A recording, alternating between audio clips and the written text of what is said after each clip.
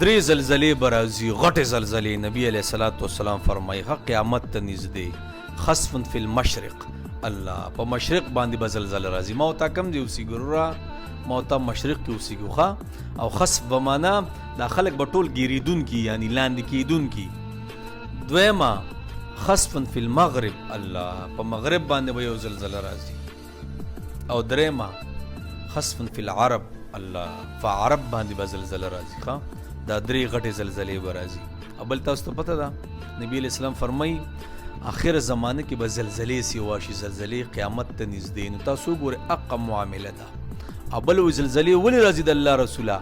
عائشہ رضی الله تعالی عنها رضی کوي نبی اسلام فرمایي کله چې زناګانې عام شي، بدکاریانې عام شي، سودونه عام شي، پتلو کې کمی عام شي، ملاوټونه عام شي، بس بیا د زلزلو څه کوئ؟ انتظار کوئ.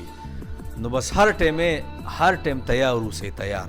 او تاسو ته پته ده بل سیټ د زلزلې کو ګورئ که نه تنبیه هم ده او د درجاتو د بلندولو یو ذریعه هم ده. څنګه څوک په زلزله کې وفات شي، د چت لاندې راشي، د دیوال لاندې راشي، هغه څه دی؟ هغه شهادت دی. نو بهر کې درې زلزلې به راځي، غټې زلزلې. الله دې موږ ته اسانه کړي. بس هر ټیم ځان تیار ساتئ او استغفار نه دی دا ډېر وایه، ډېر استغفار وایه.